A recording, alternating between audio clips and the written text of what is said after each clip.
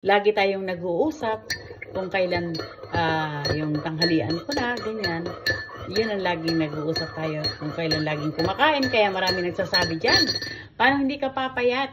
Ang takaw mo kasi lagi nilang nakikita ang content ko na laging kumakain. Pero for today's video dahil hindi ko tinignan kung ilang calories ito kasi alam niyo kung bakit. Ito ay leftover namin nung kumain kami sa isang restaurant, steakhouse.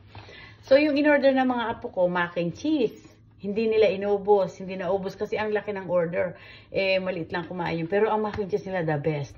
Tapos, ang in-order pa nung dalawa kong apo is steak. Ako naman, ang in-order ko, chicken breast at saka yung ano ba yung side nun? Mashed potato. Pero yung chicken breast kasi kinain ng apo ko. Kaya ito yung mga tira nila. Yun ang kakainin ko ngayon. Kasi ayoko namang itapon. Sayang. Tapos may kasama siya pang wheat bread. Kinuha ko pa rin. Alam mo naman pa yung mga Pilipino. Kasi ba't hindi mo dadalhin? Tira mo yan. Ang laki ng binabayaran mo. Magkano binayaran ng anak ko dito? $138. Yung meal namin. Ilang kami? 1, 2, 3. 5 lang kami. Yun ang binayaran namin. Pero alam nyo ba, dito sa Amerika, ang pinakamurang pagkainan dito ay yung mga food chain. Yung parang katulad sa atin na Jollibee, yan. Dito MD, o kaya yung isa pa, ganon, ayaw mag-mention. Yun ang mga mura. Katulad nung, minsan naman kumakain kami dun, pero madalang lang. Pag yung nagmamadali kami sa biyahe, dadaan kami dun. Minsan sa halagang $28, meron ka nang nakakain ka na ng tanghalian. O, di ba? Yun ang pinakamura dito, kaya madalas ang mga tao dito, busy sila sa trabaho kasi nga time is gold. So, nag-grab na lang sila ng mga food, burgers, ganun. Pero sa totoo lang, hindi naman talaga, hindi naman talaga healthy talaga yung mga ganun. Yung pagpalaging ganun, hindi. So, ito, hindi ko sinasabing healthy ito kasi nga, bira lang naman. Sayang din naman kasi doon sila kumain Madalas kami kumakain sa mga restaurant. Ang mamahal na mga bayad. Pero kung mga kakain ka lang ng mga food chain, mura lang. Makakakain kayo less than $50. Kasama na yung drinks doon. Pero pag pumunta ka ng restaurant, Diyos ko dahil, ang mahal. Nakita mo yung order mo sa menu. Order mo pala yung sa menu, wala pa yung drinks mo doon. Tapos kung ganahan ka pa, mag-dessert ka pa.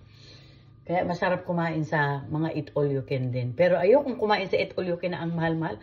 Katulad nung kinainan namin ng isang araw na hindi rin naman ako nag-enjoy. Mas gusto ko pa yung meron kaming kinakainan na parang Chinese something restaurant na mayroong Filipino food din. Pero yun ay, ang pangalan nun ay Yamis. Pero yung yung Yamis na yun, I think ang per head doon is $13 to $14. Ganun.